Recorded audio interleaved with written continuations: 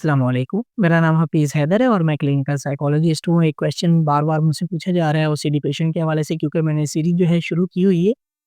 OCD patient जो है इनके लिए PMR progressive muscle relaxation technique जो है फ़ायदा देती है, बिल्कुल देती है, लेकिन सम टाइम ये नुकसान भी देती है। क्यों देती है? इसकी गलत प्रैक्टिस, गलत तरह से इंस्ट्रक्शंस को फ़ॉलो करने से, गलत तरीके पे और गलत टाइम पे जो है इसको इस्तेमाल करने से।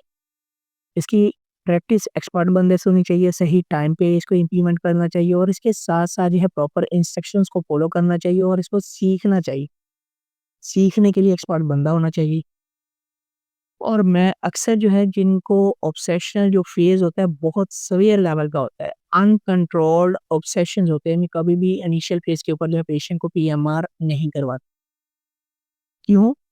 क्योंकि रनिंग थ्रोट्स के अंदर पीएमआर जो है करवाते हुए मसल स्ट्रेचनेस जब वो कर रहे होते हैं, तो उनका एक सीक्वेंस आउट हो जाता है जिससे जो है मसल्स के अंदर क्रैम्प्स पड़ता है, मसल्स में खिंचाव पैदा होता है और पेशेंट जो है ठीक होने की बजाय इसकी एंग्जायटी मज़ीद बढ़ जाती है, नींद कम हो जाती है और स्टमक प्रॉब्लम होता है और बहुत सारी प्रॉब्लम्स को एट अ टाइम वो फेस करना शुरू कर देता है।